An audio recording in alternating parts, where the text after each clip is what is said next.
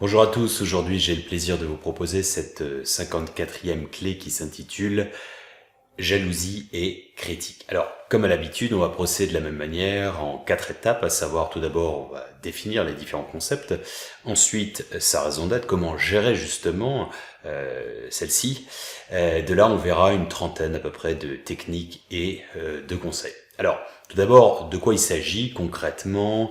Jalousie et critique. Alors, jalousie, c'est jalousie envie. D'accord, c'est pas dans le sens de jalousie amoureuse, hein, et critique. En fait, c'est un ensemble. C'est-à-dire qu'en gros, c'est en quelque sorte, c'est le jugement et bien entendu négatif, parce qu'on verra qu'il y a de la critique positive également. Alors, de quoi il s'agit? Il y a de l'émission et de la réception. On va traiter les deux de manière séparée. Ok? Donc, c'est un sentiment en quelque sorte d'injustice et ou une comparaison qui est faite générant de l'aigreur, que ce soit pour la personne qui l'émet ou qui la reçoit. Donc cela crée dans les deux cas de figure de l'aigreur et de la frustration. Alors, il peut s'avérer qu'il s'agisse d'émission de cette jalousie et de cette critique parce que la personne est frustrée à cause, comme je vous l'ai dit, ça peut être différentes raisons, mais des conflits intérieurs, que ce soit un nettoyage de l'ego qui n'a pas été résolu, des traumas, etc., ou bien tout simplement une injustice. Ça peut être justifié ou non. Ensuite, la deuxième, c'est être victime de la jalousie et de la critique. Et enfin, en quelque sorte, c'est une sorte, comme je l'ai dit, on peut mettre ces trois éléments sous le joug du jugement. Un jugement n'est jamais objectif, il est nécessairement subjectif, il dépend de la perception, du contexte et de la complexion évidemment du juge, de l'individu et de la personne impliquée dans ce jugement. Alors, juger, comme je vous ai dit, on va fragmenter, mais c'est très similaire à vrai dire.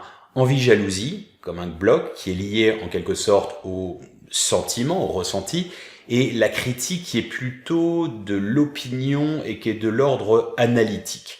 Il faut savoir que critique, kritikos, en grec, ça signifie trier, discerner. C'est pour ça que normalement, là aujourd'hui on va se focaliser davantage sur la critique négative, bien entendu, mais normalement une critique peut être à la fois positive ou négative. Un critique littéraire n'est pas quelqu'un qui fait nécessairement du bashing et défonce un ouvrage. Il est censé être comme un journaliste, un médium. Médium, c'est un milieu moyen, donc il est censé peser le pour et le contre, et surtout il est censé être un véhicule, un lien entre la réalité et les auditeurs ou tout au moins les personnes qui reçoivent cette information. Donc c'est le même principe, d'accord? Donc normalement la critique, un critique littéraire, ça peut être dans les deux cas. Un esprit critique n'est pas négatif en soi. Un esprit critique, au contraire, c'est plutôt positif. C'est une forme de lucidité. Ça se réfère en quelque sorte à ce qu'on a vu dans la clé 46, à savoir lucidité, discernement, etc., etc. Voilà. Alors, émission-réception, donc jalousie, envie, qui mène à la critique, qui mène bien souvent, il y a deux pas, au dénigrement, et quelque part qui crée des mauvaises ondes, que ce soit l'émetteur ou celui qui le reçoit, et au final qui crée de l'aigreur, et qui dit de l'aigreur, référence à la clé précédente, la 53, à savoir des mauvaises ondes, on plombe notre réveil, on plombe l'ascension collective, individuelle et collective. Voilà. Pour planter le décor, c'est un thème très très très complexe, très très délicat. Je dirais que c'est l'un des plus complexes que l'on ait traité jusqu'à présent, très honnêtement. Ensuite, donc, au niveau des pourquoi en quelque sorte gérer au mieux, je dis bien au mieux parce que je pense pas qu'il y ait de perfection, justement cette jalousie en émission et en réception et la critique, être en paix, être apaisé en quelque sorte, être paisible, deux, être stable, ne pas être ébranlable à la moindre coup de vent en quelque sorte, trois, c'est toujours cette notion d'élever ses vibrations et ne pas les baisser à cause de l'aigreur ambiante des gens qui vous critiquent gratuitement, etc., etc. Alors, maintenir vos énergies, votre joie, votre unité, etc., l'harmonie, tout ce qu'on a vu au préalable. Et 4, bien entendu, c'est pour avoir une bonne santé, parce que quelqu'un qui est systématiquement dans le jugement, dans la critique, dans la négativité, dans le regarder les autres et ce qu'ils font, ce qu'ils ne font pas, etc., etc., systématiquement, ils baissent leur vibration, ils sont dans l'aigreur, ils somatisent et tout simplement ils se créent des maladies, la circulation énergétique est très mauvaise, ils ne sont pas en harmonie, etc., etc. C'est de l'épigénétique, etc. Alors, quelques points avant de débuter, 6 notamment. Un juge, ok, est souvent une personne blessée, frustrée et qui a été lui-même ou elle-même jugée. Voilà, ça c'est important à garder en tête. 2, ne pas prendre personnel, je vais le répéter ça, ne pas prendre personnel une jalousie ou une critique. Ça fait partie des récurrents, des fameux 4 accords Toltec, dont j'ai déjà parlé. Manifester l'intention, ça c'était la clé 51. 52, oui, bon bref, peu importe. Précédente en tout cas. Et 51, 52 c'était l'empathie, peu importe. Et donc, mais là, c'est ne rien prendre au personnel, d'accord? C'est très important de se départir de ça. Ça fait partie des 4 piliers des accords Toltec. Éviter les comparaisons. Ça, j'en ai parlé assez bon nombre de fois. Le jugement sert la plupart du temps à l'autre, celui qui émet le jugement, à se rassurer. C'est-à-dire, souvent, quand il y a un complexe d'infériorité, rabaisser l'autre permet de se sentir exister et ou s'auto-louer, se rassurer en quelque sorte.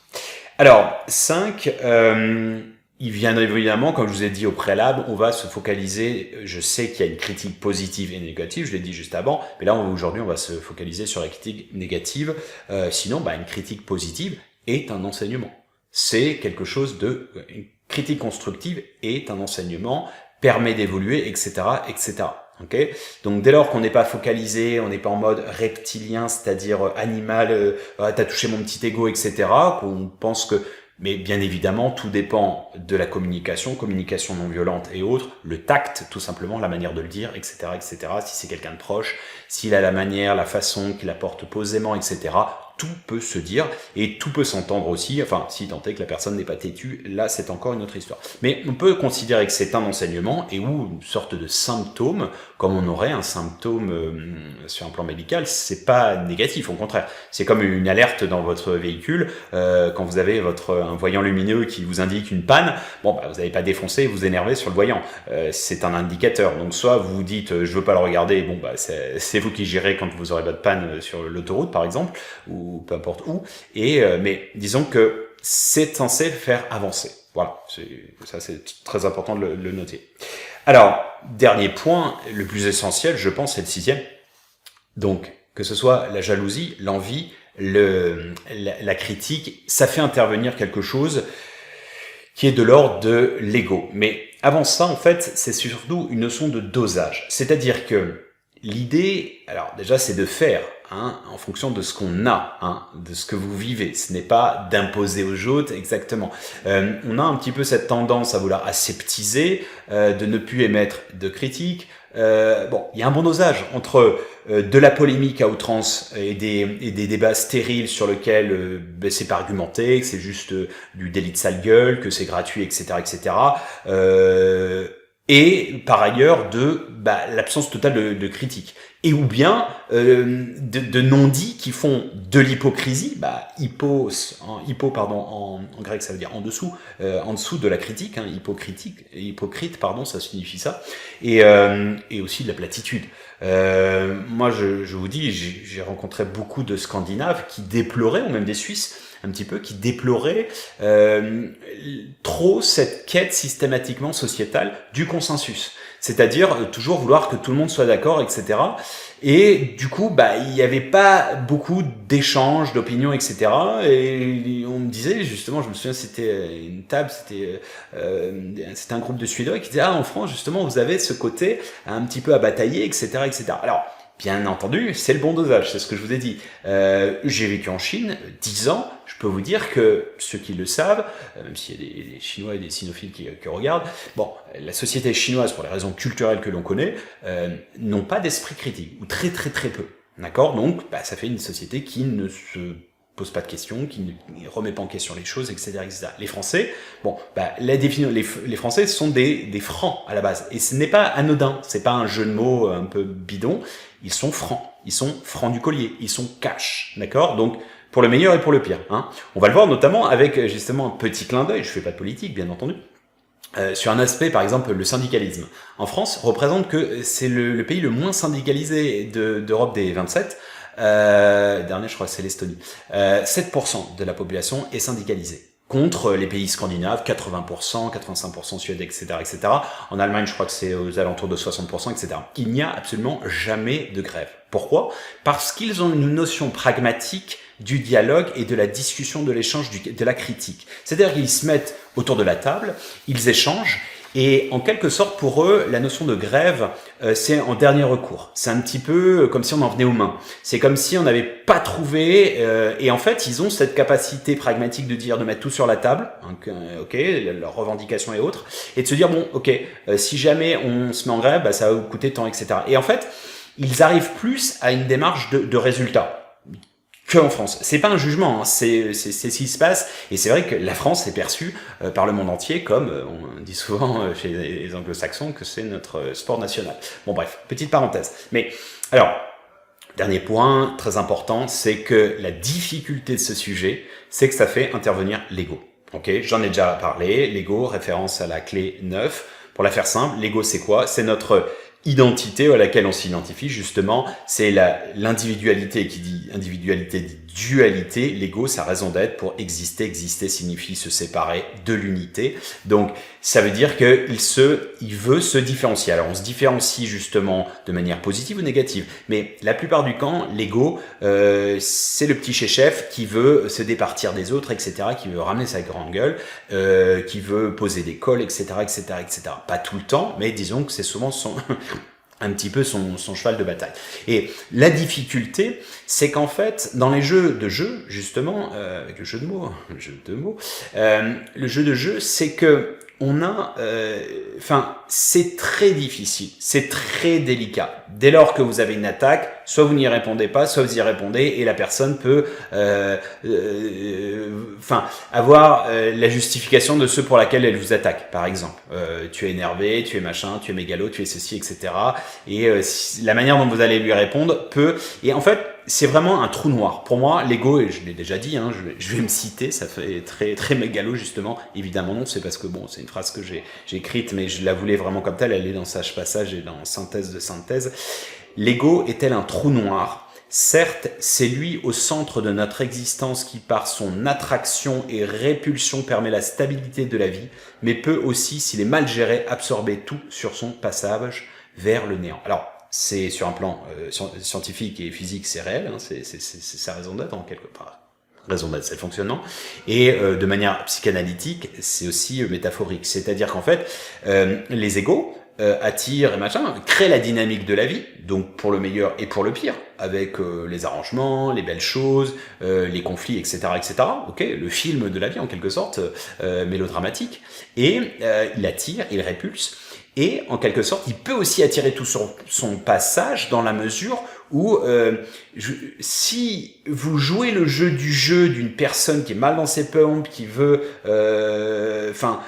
vous dézinguer, en quelque sorte, vous allez vous perdre dans les méandres, dans les abysses, parce qu'en fait, vous allez parvenir, vous allez tomber dans les greurs, vous allez essayer de lui démontrer, etc., etc., et c'est très, très, très difficile de rester zen après 1, 2, 3, 4, 5 coups de poing, etc., vous vous remettez. Bon, il faut savoir qu'on verra qu'il y a des moments, il y a des peines perdues, il y a des gens qui sont tellement dans les greurs, donc dans l'ego, dans les greurs, qu'ils ont besoin, justement, ils ne peuvent pas le contenir, toute cette aigreur en eux, pour différentes raisons, hein. C'est pas un jugement, là, pour le coup, ça peut être, je sais pas, ça peut être des écorchés vifs, ils ont vécu des choses horribles, ils sont en dépression, etc., ils sont tout seuls, et du coup, ils s'agrippent, ils ont besoin d'extérioriser leur souffle, leur souffrance, hein, c'est de l'alchimie, le soufre, c'est ce qui est négatif en eux, ils ont besoin de l'extérioriser, de l'expanser, pas par altruisme, mais plutôt pour s'en débarrasser, en quelque sorte, refiler la patate à d'autres, patate chaude, et donc c'est un peu ça. Donc c'est vraiment, vraiment pernicieux, périlleux, et c'est pour ça que ça crée beaucoup de cacophonie, beaucoup de problèmes de communication. Alors,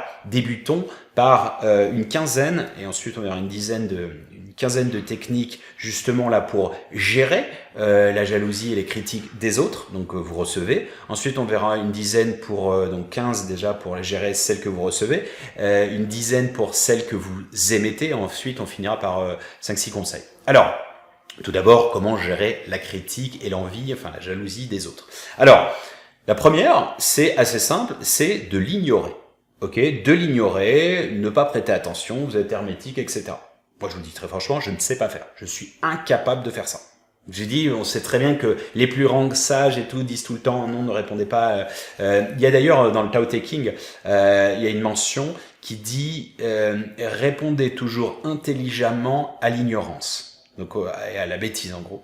Donc bon, bref, ignorer, c'est possible. Voilà, c'est une des clés. Si vous en êtes capable, et surtout si ça vibre, parce que moi je l'ai déjà eu fait, mais je me sens pas bien après. Je sens une injustice, je sens une frustration et c'est pas moi, c'est pas ma nature profonde, donc je préfère mettre les choses au clair. Donc voilà, mais c'est une des techniques. 2, c'est le miroir, mais dans le sens de Talion, la loi du Talion, c'est-à-dire Hammurabi, 1850 avant Jésus-Christ, c'est en Babylone, c'est œil pour œil, dent pour dent. Vous remettez l'appareil. Si vous êtes dans la force de réaction, c'est-à-dire en physique, c'est vous redonnez le même vecteur, la même force, la même intensité. C'est-à-dire que on vous donne un coup, vous en remettez un. C'est-à-dire quelqu'un vous attaque, bah vous l'attaquez de la même manière. Alors, je suis pas trop pour ce genre de figure parce que pour moi, ça mène vite à en fait, à la justification de l'aigreur, etc. Pour moi, c'est pas bon non plus parce que dans ce jeu d'œil pour œil, dent pour dent, c'est l'humanité qui finira borgne et édentée, comme disait Gandhi. Donc, c'est une des techniques. Ça peut fonctionner éventuellement pour les gros caractères, pour ceux qui ne se remettent jamais en question. Ça peut les ébranler. Donc ça peut être un premier axe. Ok, pour les déstabiliser, pour revenir dans un schéma de, t'es pas le petit maître à bord, etc. Les petits dictateurs en puissance, on va dire. Mais vraiment à utiliser par parcimonie, parce qu'en général c'est comme une bagarre, hein, si vous remettez un coup, etc., là ça part en cahuète, et donc après c'est du n'importe quoi. Là c'est la rage qui vient, etc., et les égos, les aigreurs et tout, c'est très difficile de revenir sur un terrain de neutralité. Alors, la troisième technique, mais la technique existe, hein. La troisième technique, c'est l'amplificateur après avoir été tendre. Par exemple, vous avez été tenté la diplomatie, ça marche pas. Eh ben, vous pouvez toujours le faire de manière plus posée. C'est-à-dire, mais tu sais, c'est pas très gentil quand tu me dis je suis gros. Ben, tu sais, ça te ferait plaisir. Moi, ça me fait mal au cœur, franchement. Oui, j'ai problème un peu de poids, je suis gourmand, etc. Mais si je te disais que toi, t'es tout petit, t'es un abo, tu ressembles à rien, c'est pas très gentil. Donc, ça te ferait du mal aussi à toi.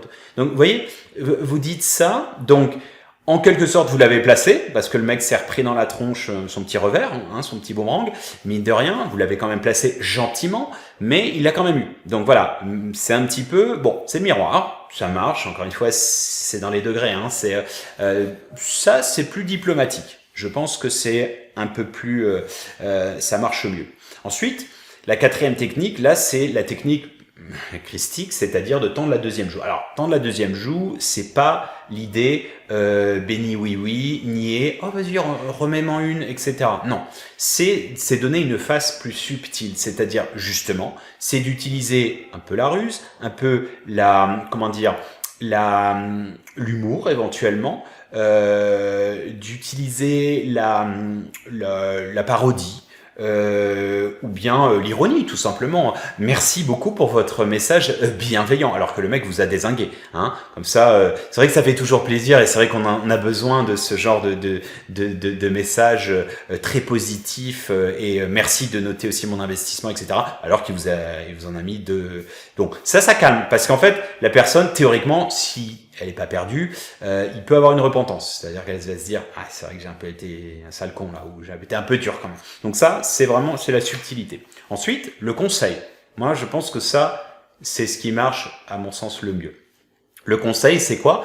C'est de dire, ok, d'accord, bon, la personne vient d'être dans la jalousie, ou de recevoir un petit colibé, pas des plus sympathiques. Ok, alors la personne talentueuse que tu es, pourrais-tu me conseiller? Alors je sais pas, peut-être tu as écrit des ouvrages, tu as fait des conférences, c'est quoi tes solutions en fait? Parce que a priori vous n'êtes pas dans le truc du genre t'as une grande gueule et voilà, c'était fort en critique. Non, vous êtes vraiment dans la diplomatie, et vous y allez vraiment, vous jouez le jeu en disant, enfin ça peut être par écrit ou oralement, en disant et donc c'est quoi tes solutions du coup? Enfin, tu ferais quoi à ma place?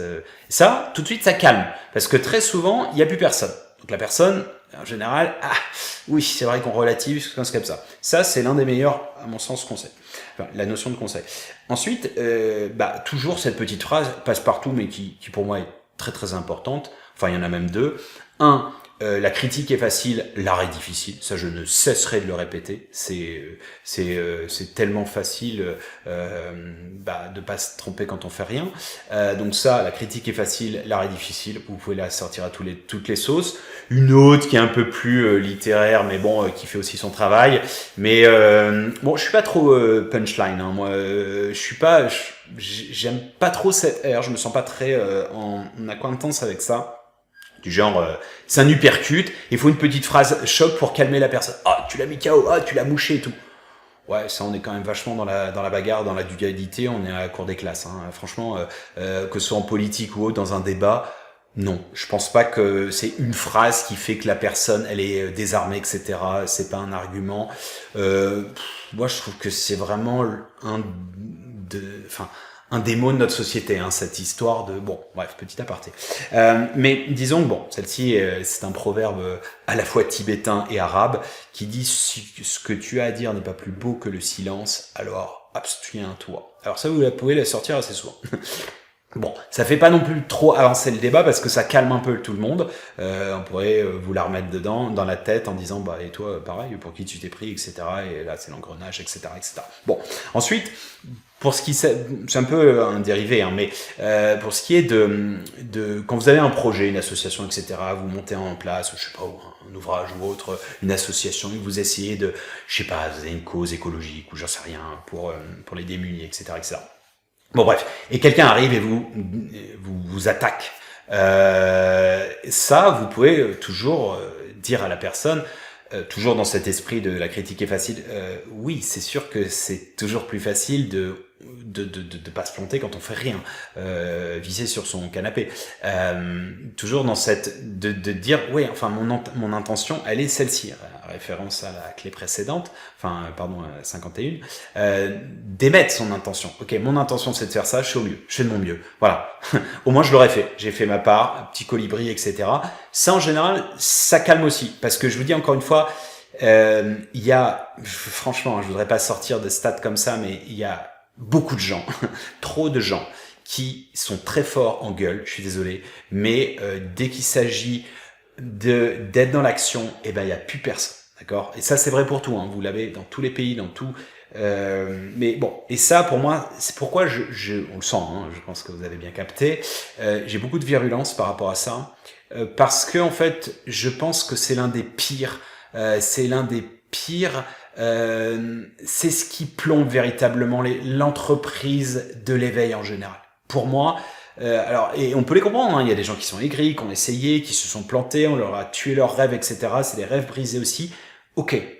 Mais, c'est pas parce que toi t'as eu cette expérience que tu dois défoncer les espoirs de tout le monde. Sinon, c'est le principe, je vous dis, du vieux con qui dit à son petit-fils, non mais l'amour, c'est de la connerie et tout, ça te passera, elle te trompera, tu te barreras, ou machin. Oh, papy, tais-toi. Ok? Fais-le, c'est l'histoire de la vie. Oui, dans ce cas-là, ça sert à rien de vivre, on aura des déboires, on aura des morts, on aura des pleurs, on aura...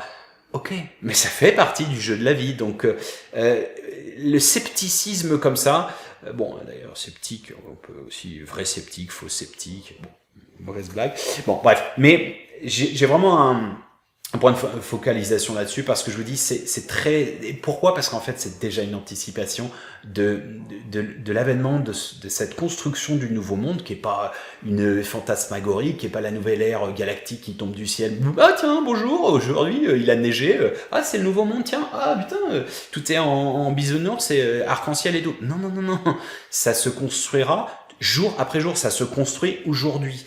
Donc moi ce qui me fait peur, c'est les miradors qui sont déjà là, certains aigris qui sont qui voudraient en fait quelque part ouais non mais moi je serai réveillé bienveillant quand tout sera parfait, quand tout sera non, ça va pas se passer comme ça, c'est pas tu viens de foutre les pieds sous la table, tout le monde est invité à participer, donc c'est trop facile de rien foutre et de l'armer. Donc soit on a des idées, je vous ai déjà expliqué hein, la compassion que j'ai, que ce soit sur certains trucs en politique et autres. Moi, je me mettrai jamais en politique, j'aime pas ça, j'ai pas les compétences sur plein d'autres choses aussi, et donc je respecte ceux qui le font. Vous voyez, c'est pas... Bon, bref, petit aparté. Un autre moyen, c'est de dire à la personne... pourquoi tu juges ou... Mais ça peut être un peu ironique et ça dépend comment vous le tournez. Hein. Soit c'est vous êtes cash, soit c'est subtil. Passer avec un sourire, ça passe toujours beaucoup mieux. Hein. Mais c'est vrai quand c'est par écrit, parfois on voit pas le sourire. Mais il y a une manière de le passer. Quand vous dites à quelqu'un, mais pourquoi tu juges ou... Enfin, pourquoi on se compare là? Il y a aucun raison. Tu sais, on a chacun notre place. Hein. Il y en a pour tout le monde. Pas besoin de faire pipi dans les coins, etc.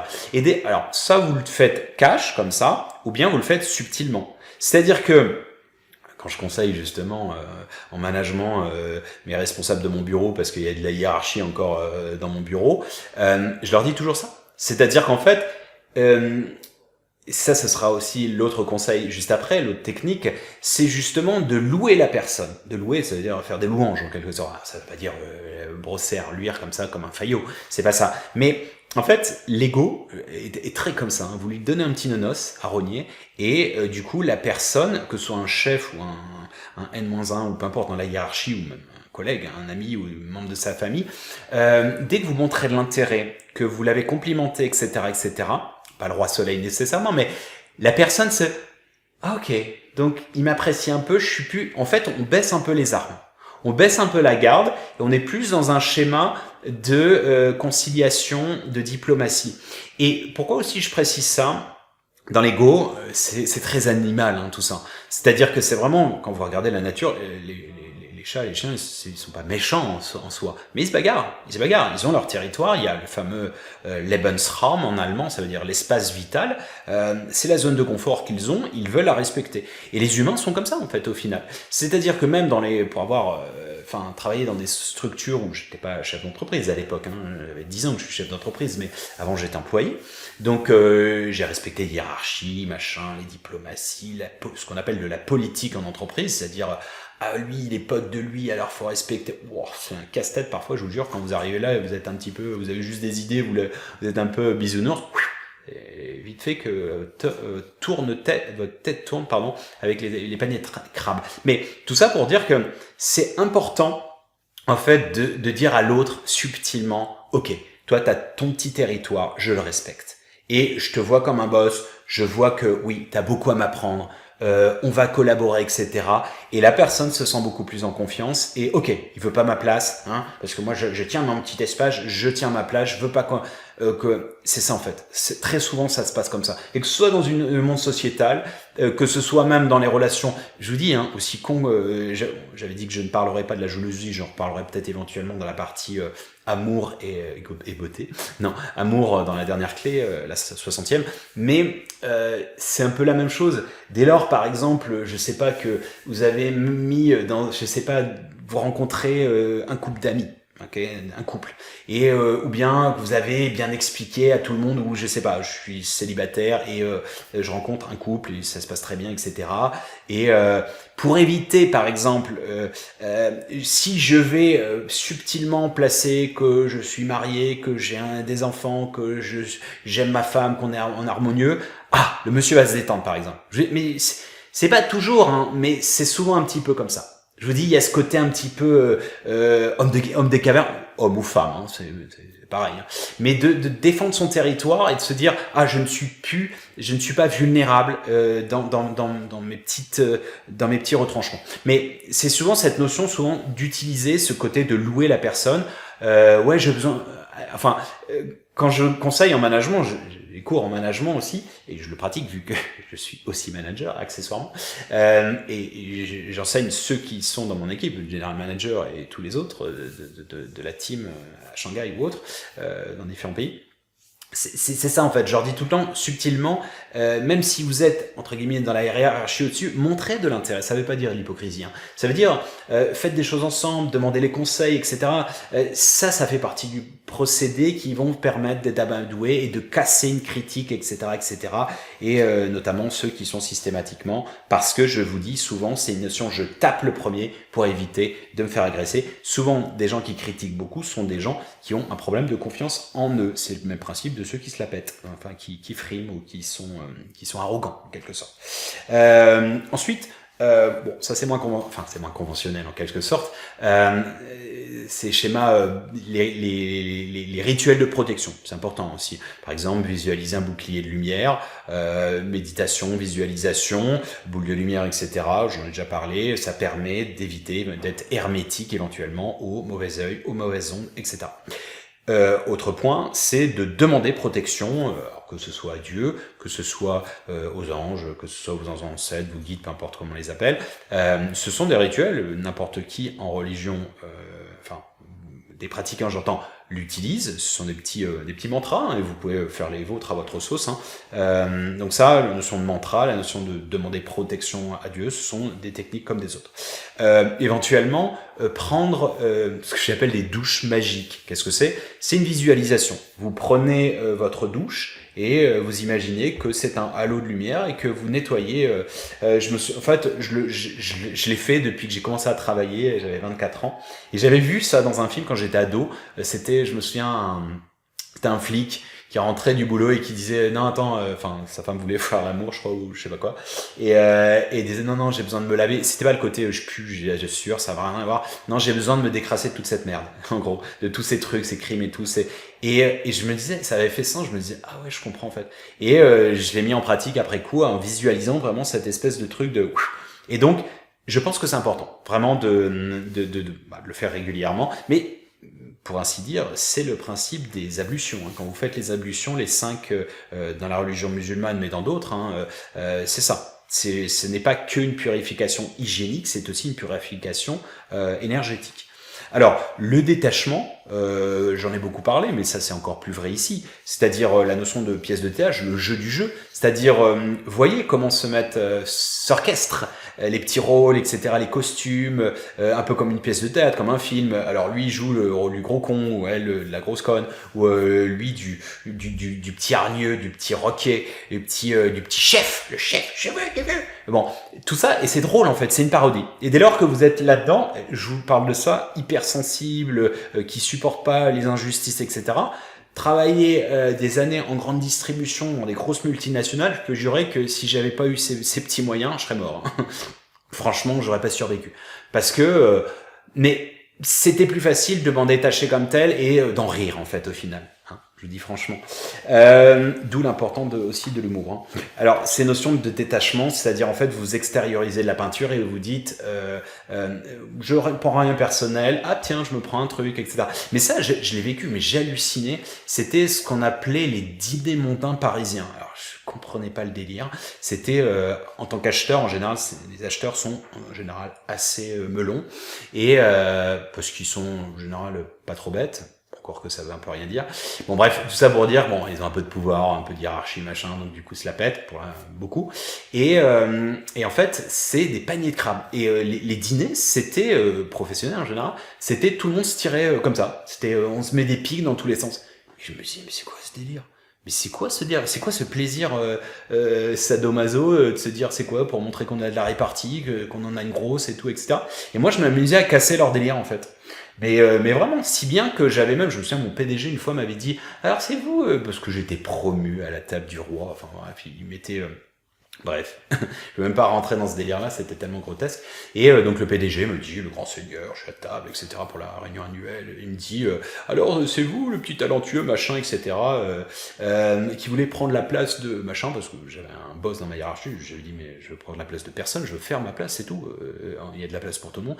Et le gars avait tout un peu tiqué de genre, je sais pas, je lui en remets une parce que voilà, il a été un petit peu arrogant ou je sais pas ou machin. Et bon bref. Vous voyez comme quoi. Mais ça c'était particulier. Et donc c'est pour ça qu'il faut quand même mine de rien s'armer. C'est vrai que c'est difficile ça dans l'éveil, dans machin, dans la spiritualité, mais le côté namasté, câlin de lumière et on adore tout le monde, amour inconditionnel, ça c'est facile si vous êtes perché dans le Larzac, vous n'avez pas d'interaction humaine. Je vous dis franchement, vous faites rien, et donc il y a personne qui vous juge, etc. Ça c'est facile. Mais dans le monde de l'entreprise, dans le monde de tous les jours, etc., c'est une autre histoire, très franchement. Alors, ensuite, on va passer à la partie... oui, alors aussi, pardon, la transition. Comment... c'est important aussi de comprendre sa propre jalousie, envie et critique, parce que ça permet d'être moins critique et de mieux comprendre la critique des autres. Ok, on va revenir, je vais la faire plus tard dans la notion justement de comment gérer sa propre critique. C'est-à-dire qu'on a reçu celle des autres, maintenant la vôtre, parce qu'on en a tous. Hein. À un moment on est critique, et on se fout de la gueule des gens, ça peut être gentil, hein, on le fait tous. Hein. Je veux dire, faut arrêter d'être hypocrite. Dès lors que c'est pas en face des gens, que c'est pas tout le temps, que c'est pas non plus super méchant sur des, je sais pas, des handicaps, des choses comme ça, où là c'est quand même.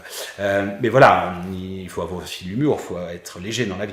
Mais donc, de gérer ça, sa jalousie, son envie, sa critique, etc. Alors, évidemment, la première chose, c'est avant de critiquer, de jalouser, faire une autocritique. Ça, c'est primordial. Alors, je vais citer la Bible, hein. Jean 8, 7, celui qui n'a jamais péché lui jette la première pierre. Hein. C'est la fameuse, le passage de la femme adultère, et donc du coup, ça calme tout le monde. Ça calme tout le monde, pourquoi? Parce que ça met tout le monde, c'est la subtilité, hein, c'est la deuxième joue.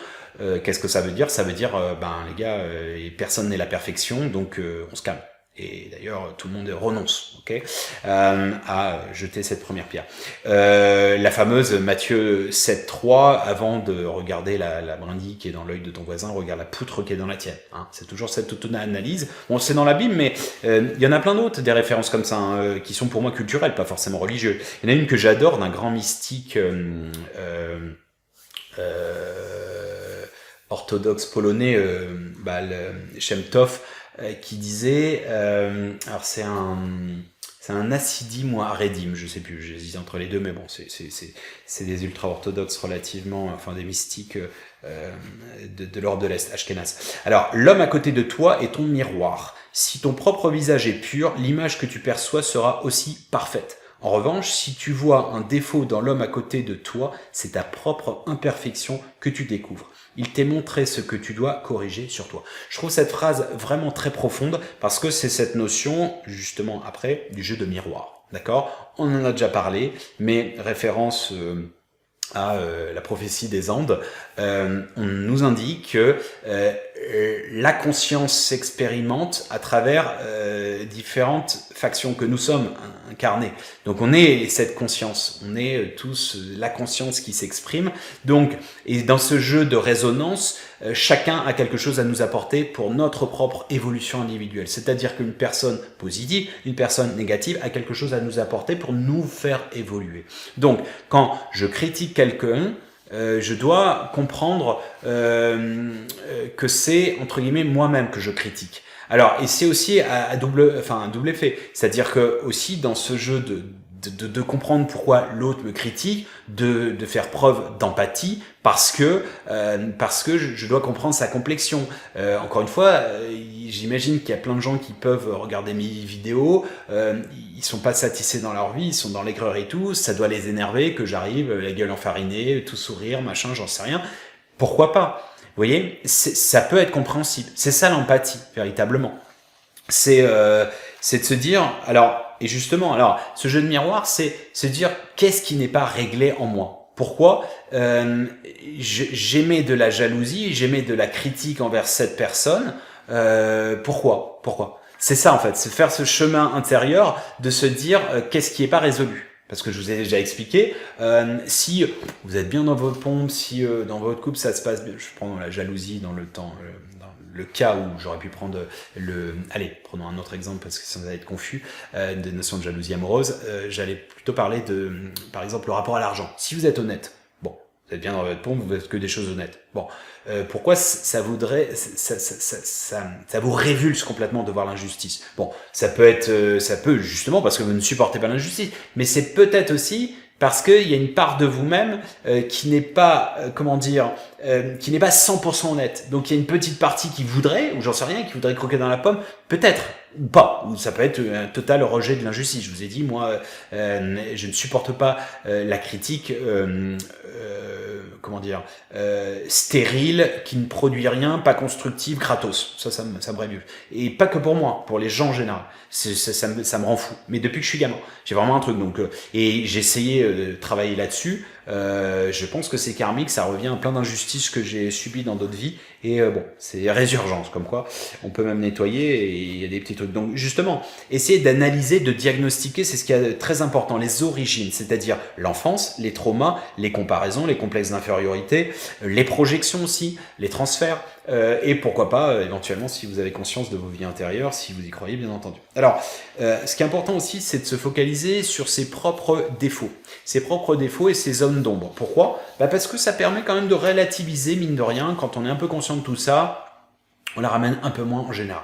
Ok, on a conscience de ses faiblesses, hein, c'est pas grave, on en a tous, on travaille dessus, etc. Au fur et à mesure, ça prend du temps, mais ça évite d'être moins critique. Alors, autre point, c'est une gymnastique aussi, c'est de gérer la jauge, c'est de gérer la valve, un peu comme un barrage, un peu comme la négativité, je vous ai déjà expliqué, hein, pour les mauvaises ondes.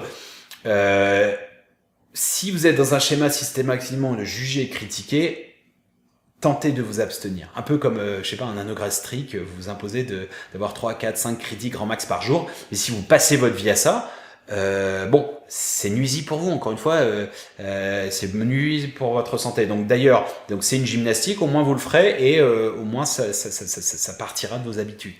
C'est des connexions neuronales, hein, qui se font comme si vous empruntiez, marchez toujours sur la pelouse du stade, et à un moment ça va faire une route. Hein, c'est la même chose en neuroplasticité. Donc si vous changez vos habitudes de pensée, et du même ordre que si vous êtes toujours positif et vous dégagez toutes les mauvaises ondes et les mauvaises pensées, au bout d'un moment vous allez être beaucoup plus de facto optimiste.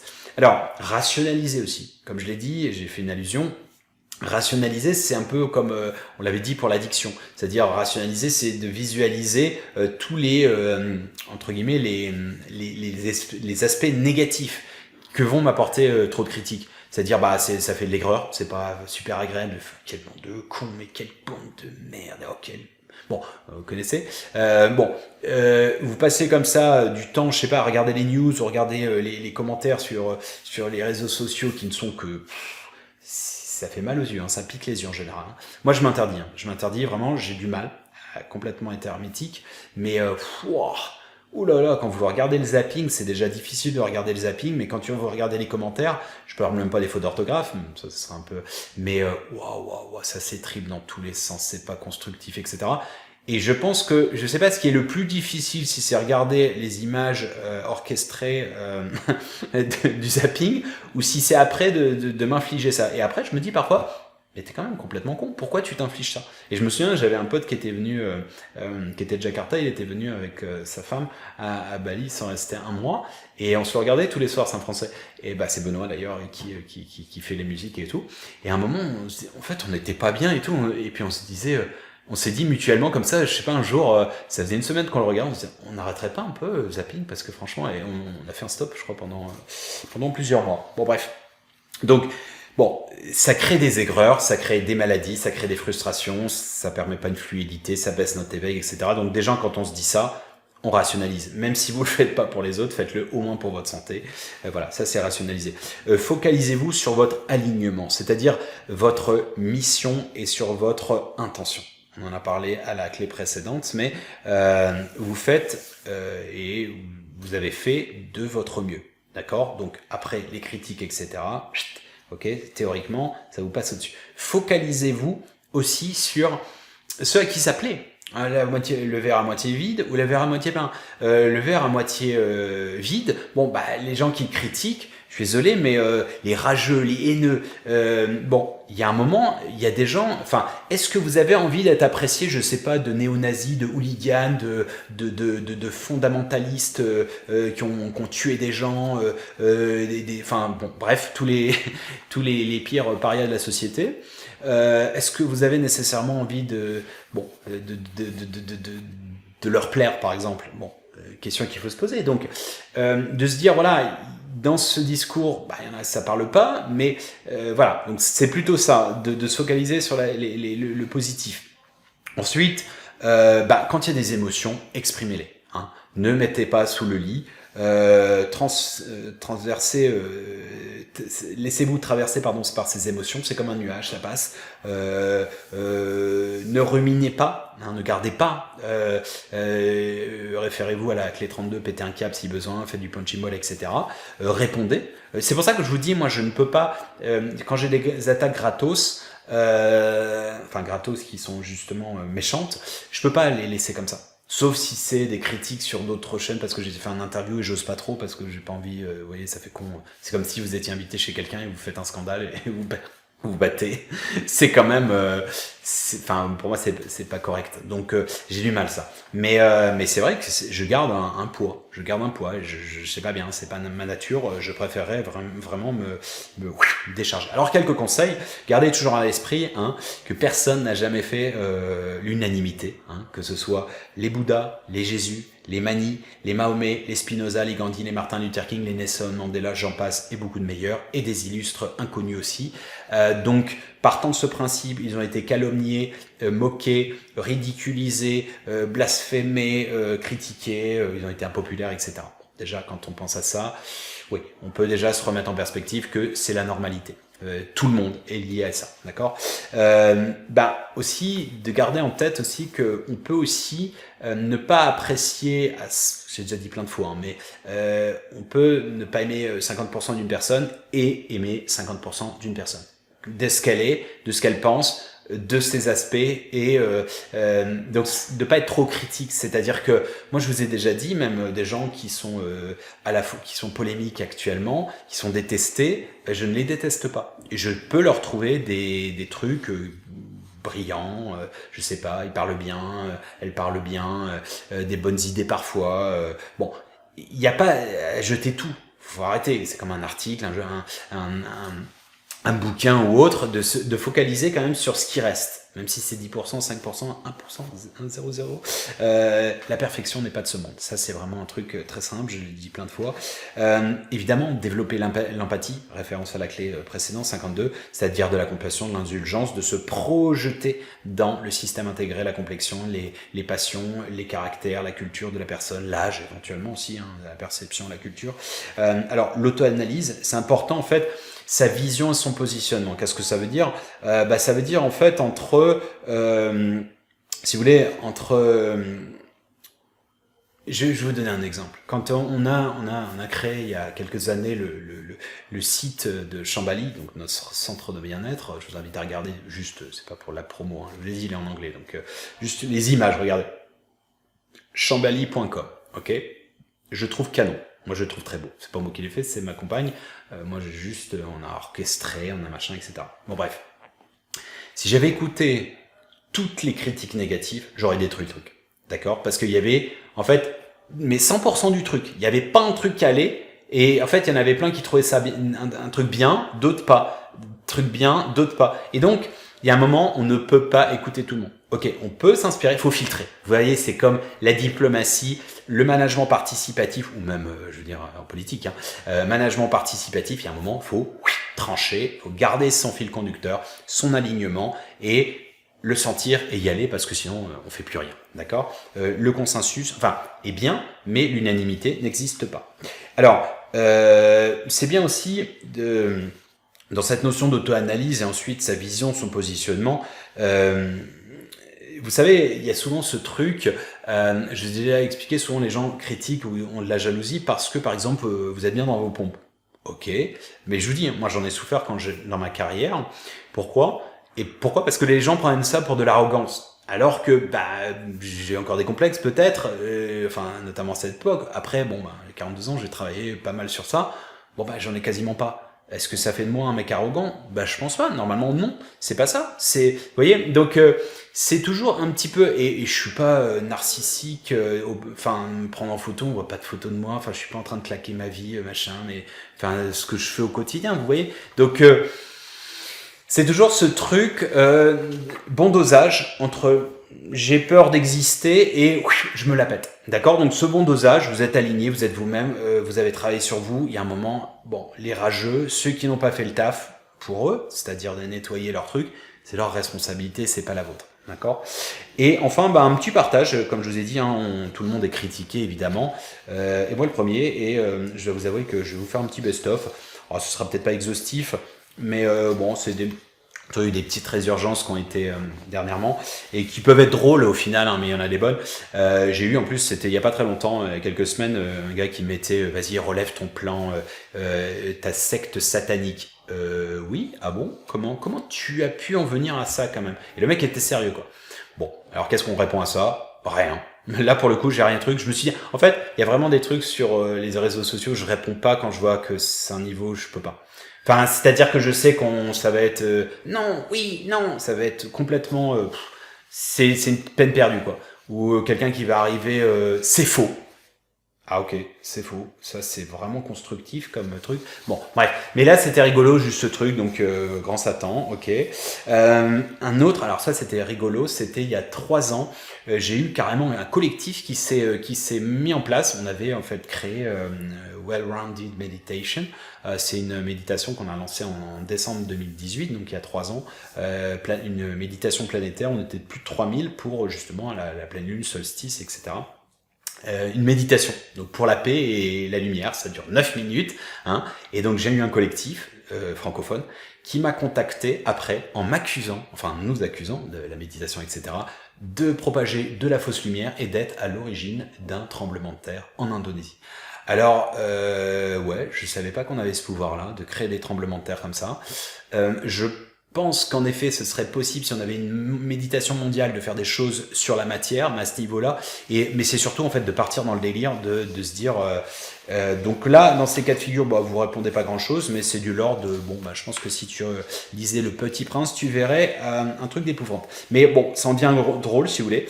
Ou bien j'avais des trucs. Bon là, c'était il y a 6 mois, c'était une émission, j'ai pas voulu intervenir, une dame malheureusement ben c'était pas mon intention, mais c'était sa perception qui disait oui j'ai vu bon d'ailleurs je fais l'intonation, je sais pas si elle le disait comme ça, qui disait ouais j'ai vu des vidéos d'Aurélien, je le sens pas, vous devriez vous méfier etc.